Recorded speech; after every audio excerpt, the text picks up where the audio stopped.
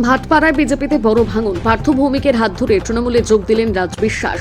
ভাটপাড়া বিধানসভাকে পাখির চোখ করছে তৃণমূল কংগ্রেস। নির্বাচনের আগে সেই লক্ষ্যে বড়সড় সাফল্য পেল শাসক দল। ভাটপাড়ায় বিজেপির শিবিরে ভাঙন ধরিয়ে তৃণমূলে যোগ দিলেন বিজেপির অন্যতম পরিচিত মুখ রাজ বিশ্বাস। একসময় ব্যারাকপুরের প্রাক্তন সাংসদ অর্জুন সিং এর ঘনিষ্ঠ হিসেবে পরিচিত ছিলেন রাজ বিশ্বাস। এবার তিনি বিজেপি ছেড়ে তৃণমূল কংগ্রেসে নাম লেখালেন। টিটাগড় জেলা তৃণমূল কার্যালয়ে আনুষ্ঠানিকভাবে রাজ বিশ্বাসের হাতে দলীয় পতাকা তুলে দেন ব্যারাকপুরের সাংসদ পার্থ ভৌমিক। উপস্থিত ছিলেন ভাটপাড়া পুরসভার উপপুরপ্রধান দেবজ্যোতি ঘোষ, সৌরভ সিং সহ অন্যান্য তৃণমূল নেতৃত্ব।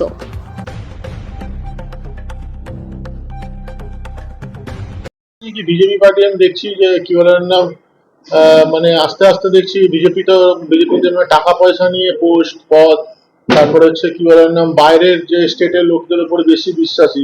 আমাদের পশ্চিমবঙ্গে অনেক ভালো ভালো উচ্চ নেতৃত্ব আছে, কিন্তু তাদের উপরে কোনো দায়িত্ব না দিয়ে বাইরে থেকে যারা আসে তাদেরকে দিয়ে পশ্চিমবঙ্গে চাইছে ভোট করাতে। তো এইভাবে পশ্চিমবঙ্গ কোনোদিনই জেতা যাবে না।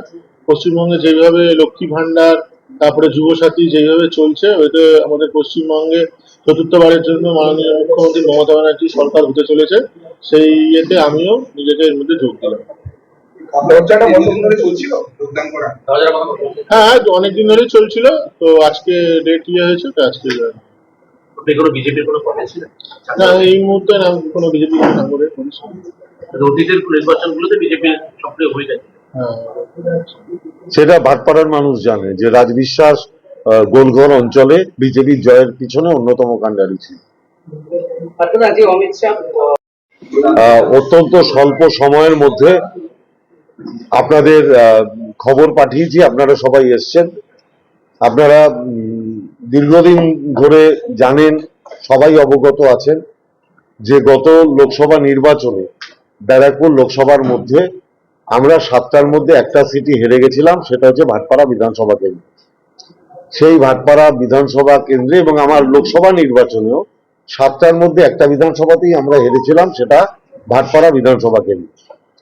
সেই ভাটপাড়া বিধানসভা কেন্দ্রে বিজেপির জয়ের যারা কাণ্ডারি ছিলেন তাদের মধ্যে অন্যতম রাজ বিশ্বাস আজকে এই 2026-এর নির্বাচনের প্রাক্কালে মমতা ব্যানার্জিকে চতুর্থবার মুখ্যমন্ত্রী করার লক্ষ্যে এবং বহিরাগত এই যে অপসংস্কৃতি এবং নির্বাচন কমিশনের এই হিটলারগিরি, তার বিরুদ্ধে প্রতিবাদ জানিয়ে আজকে ভারতীয় জনতা পার্টি ছেড়ে তৃণমূল কংগ্রেসে যোগদান করছে।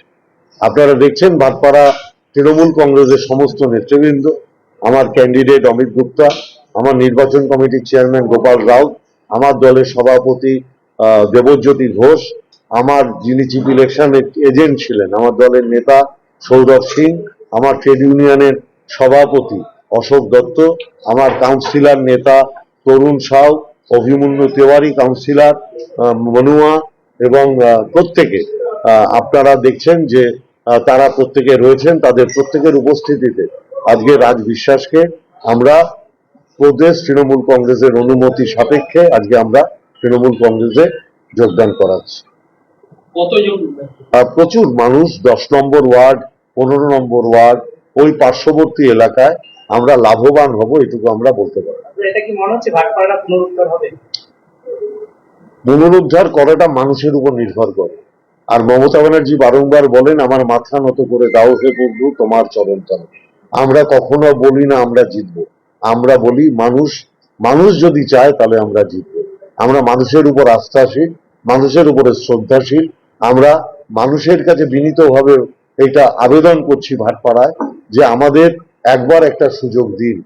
আপনারা ভাটপাড়ায় সেই 2001 সাল থেকে যে পরিবেশের মধ্যে আছেন, যে পারিবারিক অত্যাচারের মধ্যে আছেন, ভাটপাড়াকে তার থেকে একবার অন্তত মুক্ত করুন। রাজ বিশ্বাস কেন